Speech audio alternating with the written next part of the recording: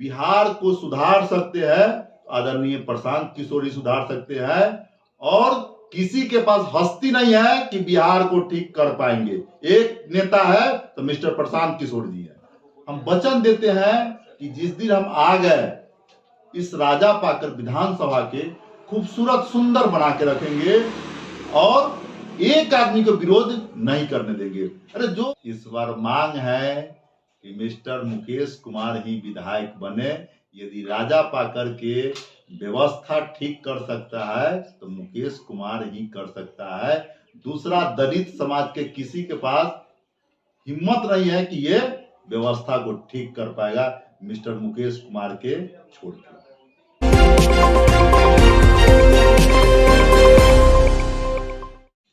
नमस्कार, मैं हूं वीरेंद्र सिंह और आप देख रहे हैं न्यूज 7 डेज। अभी हमारी मौजूदगी राजा पाकर विधानसभा क्षेत्र के बेरई ग्राम में है और हमारे बीच जुड़े हुए हैं मुकेश कुमार जी। वो मुकेश कुमार जी जो कि पूर्व में इस पंचायत से 3 टर्म मुखिया रह चुके हैं और आगे जो है राजा पाकर विधानसभा क्षेत्र से विधायक की दावेदारी कर रहे हैं। लंबे समय से राजा पाकर विधानसभा क्षेत्र जो है वो आरजेडी और कांग्रेस के खाते में है और लंबे समय से कांग्रेस की या गठबंधन की सरकार से यहां विधायक बन रही है, लेकिन राजा पाकर का कायाकल्प आज भी नहीं बदला। मुकेश राम जी यहां से भावी प्रत्याशी के रूप में उतरने वाले हैं राजा पाकर विधानसभा क्षेत्र से और राजा पाकर विधानसभा क्षेत्र के विकास का बेड़ा उठाने की बात कर रहे हैं। चलिए सीधे रूप से हम मुकेश कुमार जी से ही जुड़ते हैं और जानते हैं कि जब ये विधायक बनकर उभरेंगे तो राजा पाकर का किस प्रकार विकास होगा। सबसे पहले स्वागत है सर आपका। सबसे वीरेंद्र जी को धन्यवाद और बधाई। मैं मुकेश कुमार, पूर्व मुखिया ग्राम पंचायत राजबिरई, इस बार जन सुराज के हम प्रत्याशी राजा पाकर विधानसभा से हम चुनाव लड़ेंगे।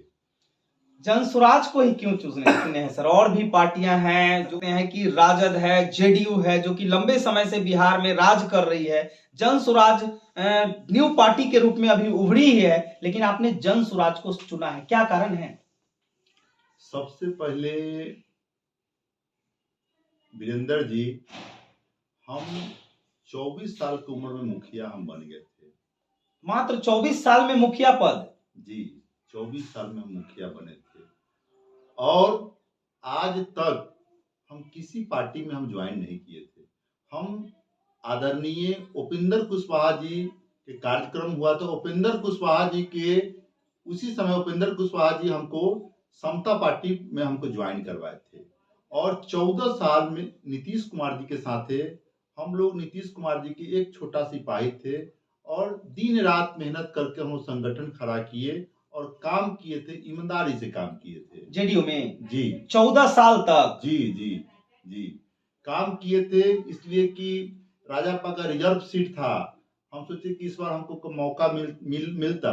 बाकी मेहनत किए, बाकी वहां पर काफी हमको शोषण करने के काम किया गया और टिकट भी नहीं दिया गया। हम टिकट आदरणीय नीतीश कुमार जी आश्वासन देने के बाद भी रामसुंदर दास जी आए और रामसुंदर दास जी अपना आदरणीय नीतीश कुमार जी के बोले कि मुकेश कुमार के टिकट काटा जाए। वास्तव में मुकेश कुमार का टिकट काट दिया गया और संजय दास को टिकट देके यहाँ राजा पाकर विधानसभा से चुनाव लड़ाया गया। कहीं ना कहीं कह सकते हैं कि परिवारवाद के कारण आपका टिकट कटा। जी बिल्कुल बिल्कुल, हमको जेडीयू में काफी शोषण किया गया, दलित समाज से आदि काफी शोषण किया गया होगा। यदि दलित जेडीयू के जो भी कार्यकर्ता हो, सब लोग, हम वैशाली जिला में बोल रहे हैं, सब लोग ये बात, यदि मेरा बात सुन रहा है कि मेरा शोषण सब किया गया है। चलिए बात जन स्वराज की होती है तो जन स्वराज की बात करते हैं। प्रशांत किशोर जो है वो 2 सालों तक पदयात्रा किए, पूरे बिहार का भ्रमण किए। अब जो है 2 अक्टूबर को उन्होंने अपनी पार्टी का गठन कर दी है, घोषणा कर दी है। तो क्या अब आप लोग कैसे काम करेंगे इस पर? सबसे पहले तो हम लोग तैयारी कर रहे हैं कि माने 7 बजे से लेके 12 बजे रात तक जनता के बीच में हम लोग जा रहे हैं और सब जनता को जगा रहे हैं कि इस बार आप लोग जन स्वराज में आप लोग जन स्वराज की सरकार बनाइए और बिहार के माने सुंदर बनाना है तो जन स्वराज के काम कीजिए। आप आदरणीय लालू जी के भी देखे, आदरणीय नीतीश कुमार जी के भी देखे, बिहार के दुर्दशा का किलो रख दिए। यदि घर के गार्जियन ठीक रहता तो बिहार के दुर्दशा नहीं होता। और स्टेट है कि नहीं, महाराष्ट्र है, कलकत्ता है, पंजाब है, दिल्ली है, क्या वहां के लोग बिहार में क्यों कमाने के लिए नहीं आते? बिहार के लोग यहाँ से रोजी रोटी के लिए अच्छा परिवार के लोग बाहर जाते हैं कि कैसे मेरा प्रतिष्ठा बचेगा, माने बचेगा, इसलिए बाहर जाते रहते हैं प्रतिष्ठा बचाने के लिए। भाई कोई के शौक नहीं है कि बिहार से बाहर जाके हम कमाए, यहीं पे रोजगार मिलता, 10-15 हजार को रोजगार मिलता तो यहीं पे काम होता। भाई ठीक है, गवर्नमेंट के पास नौकरी सबको मिलने की संभव नहीं है, बाकी रोजगार तो यहाँ हो सकता था। वैसा कोई इस पर प्लानिंग होता बिहार के कैसे उत्थान होगा, इस पर सरकार कुछ इस पर कोई प्लानिंग इस पर नहीं किया गया। 2 अक्टूबर को बड़ा अधिवेशन हुआ आप लोग का पटना के वेटनरी कॉलेज में, काफी संख्या में लोग आए। तो जन स्वराज चुनाव लड़ रही है, मुख्यमंत्री का चेहरा कौन होगा? देखिए, पहले 25 में चुनाव होने दीजिए, कितने विधायक चुनाव जीत के आते हैं। बिना मुख्यमंत्री के चेहरा का ही चुनाव लड़िएगा? बस जन स्वराज है।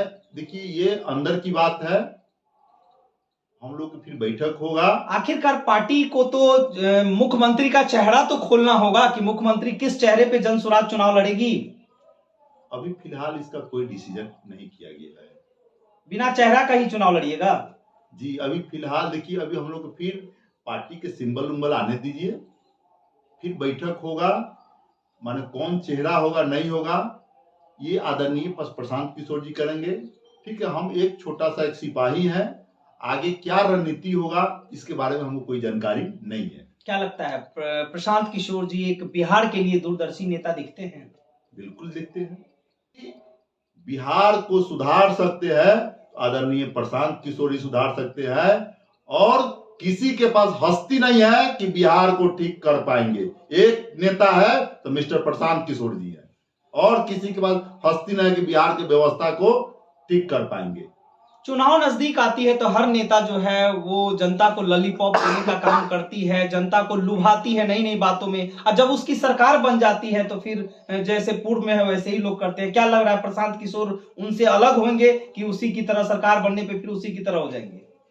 सबसे पहले तो हम क्या कहें कि भारत में, हम कह रहे पूरे भारत में प्रशांत किशोर ऐसा राजनीति करने वाला कोई है ही नहीं। और ऐसी नहीं, आदरणीय नरेंद्र मोदी जी के प्रधानमंत्री बनाने में सलाह दिए थे प्रशांत जी, प्रशांत किशोर जी, और नीतीश बाबू ऐसा 2-4-10 स्टेट में मुख्यमंत्री बनाने के काम किए हैं।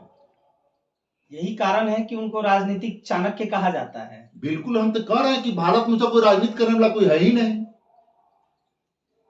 अगर बिहार में जन स्वराज की सरकार बनती है, मुख्यमंत्री के रूप में अगर कहीं प्रशांत किशोर आते हैं, तो क्या बिहार की कायाकल्प बदलेगी और बिहार से जो मजदूर पलायन करते हैं दूसरे राज्यों के लिए, क्या उनके राज्य में ही रोजगार मिलेगा? 100 नहीं, 100 की दवा नहीं कीजिए, 2 लाख% है, 2 लाख दवा करते हैं कि पलायन को रोक दिया जाएगा। यदि अनुभवी लोग बैठा आज मीडिया के सामने वचन देते हैं कि पलायन को रोक दिया जाएगा, इनके पास छोटा मोटा लोग नहीं, जितने लोग हैं ज्ञानी लोग बैठे हुए हैं, कोई अनपढ़ लोग नहीं, अनपढ़ लोग का इस पार्टी नहीं है। जितने लोग ज्ञानी लोग हैं और अच्छे छवि वाले हैं कि हर समाज में अरबपति हो खरबपति हो, एक छोटा कार्यकर्ता होगा तो बढ़िया से उसे बात कर सकता है। सब ज्ञानी लोग बैठे हुए, कोई बुड़बक लोग बैठे हुए नहीं है। जब ज्ञानी लोग कोई चीज के व्यवस्था को सुधार सकता है तो ज्ञानी लोग ही कर सकता है। बुड़बक लोग से होने वाला तो है नहीं। क्या लगता है अगर सरकार प्रशांत किशोर की बिहार में बनती है तो आगामी 10 वर्षों में क्या बिहार अग्रणी राज्यों में शामिल हो पाएगा? बिल्कुल 100%। जैसे आज महाराष्ट्र है, बंगाल है, तमिलनाडु है, 10 साल में उस सबके बराबरी में आ जाएगा। बराबरी में आ जाएगा बिहार, 100% आ जाएगी। बात करते हैं राजापाकर विधानसभा क्षेत्र की कि राजापाकर विधानसभा क्षेत्र में लंबे समय से जो बोले कि राजद और कांग्रेस का जो विधायक रहा है और राजापाकर की बहुत सारी चीज में जो कमियां हैं, क्या जनसुराज से अगर मुकेश कुमार जी को मौका मिलता है तो क्या वो कमियां बदलेगी? सबसे पहले जान लीजिए वीरेंद्र बाबू, जब से रिजर्वेशन सीट हुआ, चलिए संजय दास जी गुजर गए, उनकी नाम पर हम चर्चा नहीं करना चाहते हैं।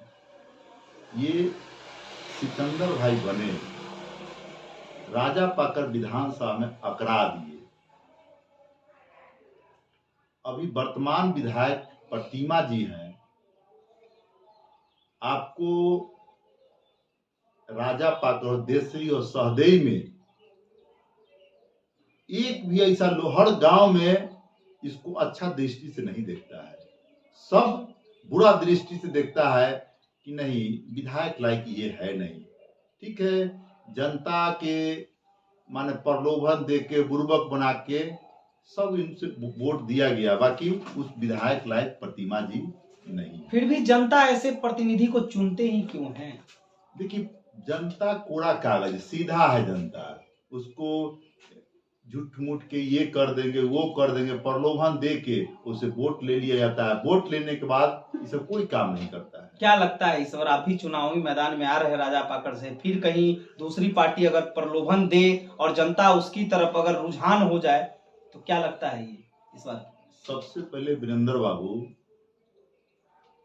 हमको बिरई पंचायत के जनता 15 साल परीक्षा ले चुके हैं। हम 24 साल की उम्र मुखिया हम बने थे, तो पूरे पंचायत की जनता के हम सब लोग के मान सम्मान, किसी प्रकार की कोई कमी नहीं होने दिए। हमसे जो भी गवर्नमेंट का काम आया हम किए, और फिर दोबारा भी मुखिया बने और जनरल सीट में भी मुखिया हम बने, तो कुछ मेरे में लोकप्रियता तो है, इसीलिए न बने। इसके बाद भी हम सीट को छोड़ दिए, हम हारने वाले लोग नहीं है, सीट को हम छोड़ दिए।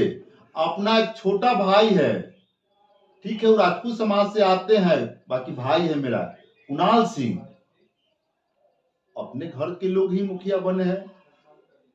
चलिए मुकेश जी, बात तो विरई पंचायत की हो रही है, लंबे समय से आप मुखिया भी रहे, जनता आपको यहाँ से चुनती भी है, लेकिन बात विधायक की हो रही है। क्या एक पंचायत से, क्या विरई पंचायत से विधायक आप बन सकते हैं? इसमें तो सभी पंचायत का सहयोग होना चाहिए। जी नहीं, ये बताते हैं हम अपना बारे में, जो हम जिस पद पर थे वही बता सकते हैं ना। जब हम बिरई पंचायत में सब लोग के मान सम्मान देने के काम किए, यदि जनता हमको राजापाकर प्रखंड हो, देसरी प्रखंड हो, सहदेई प्रखंड हो, यदि जनता हमको यदि आशीर्वाद मिलता है, जिस ढंग से बिरई पंचायत में हम काम किए हैं, उस ढंग से हम तीनों प्रखंड में जनता को हम खुश रखने का काम करेंगे। और हम वचन देते हैं कि जिस दिन हम आ गए, इस राजापाकर विधानसभा के खूबसूरत सुंदर बना के रखेंगे और एक आदमी को विरोध नहीं करने देंगे। अरे जो जनता के काम होगा वहां जाके हम बैठेंगे कि बोलिए आपकी समस्या क्या है, बड़ा बड़ा मुद्दा, वहां बैठ के समस्या सुनेंगे और उसके बाद योजना के हम लागू कर देंगे। चलिए मुकेश जी, तो हम लोग राजापाकर विधानसभा क्षेत्र की बात कर रहे हैं और यहाँ से जो है आप भावी प्रत्याशी के रूप में उतरने वाले हैं, जनता के साथ जनसंपर्क भी कर रहे होंगे। जी, हम 7 महीना से जनसंपर्क। क्या लग रहा है, कितना आशीर्वाद मिल रहा है जनता से? अभी तक तो माने आप क्षेत्र देखने का चीज है, आप तो माने हम तो कुछ नहीं बताए, हम तो पब्लिक से जनसंपर्क कर रहे हैं। आप स्वयं मुहैया कर लीजिए कि मेरा क्या ये है। कितने प्रखंडों का दौरा किए होंगे अभी तक? हम तीनों प्रखंड का दौरा कर लिए। सबसे ज्यादा समर्थन आपको किस प्रखंड में मिला?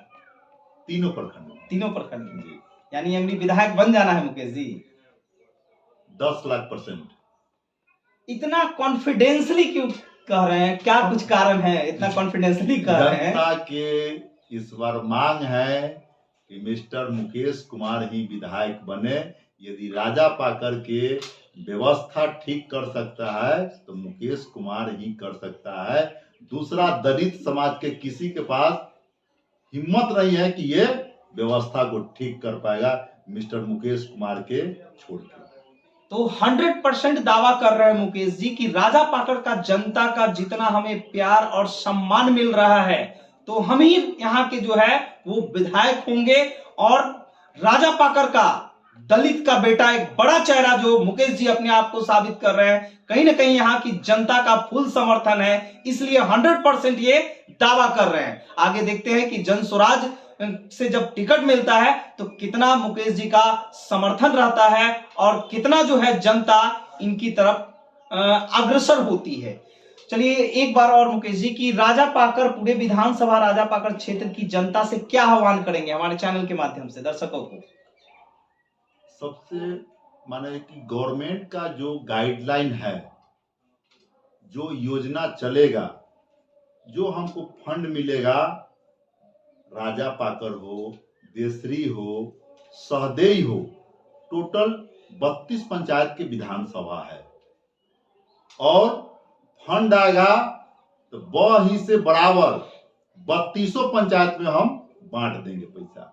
और हमरे पास जो आएगा हम निश्चित वही बराबर सबको हम बांट के हम दे देंगे पैसा। और वहां की जो भी विकास होगा हम करेंगे, सबको एक नजर से हम देखेंगे। मतलब सभी पंचायतों को समान अधिकार मिलेगा आपके रीजन में? 100%।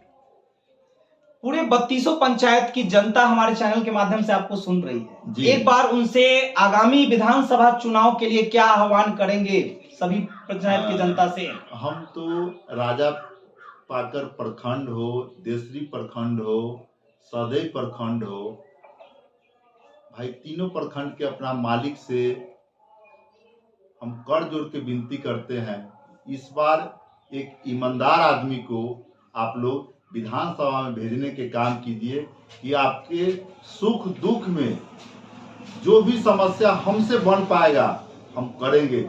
जिस ढंग से बेरई पंचायत में हर समाज को हम काम किए हैं, हम सवेरे 7 बजे से उठ के 12 बजे रात तक कि समाज के कैसे विकास होगा, कैसे काम होगा, रोज हम खाना भी नहीं माने खाना खाने के समय कि कैसे विकास, रोज प्लानिंग चलते रहे समाज के कैसे विकास हो।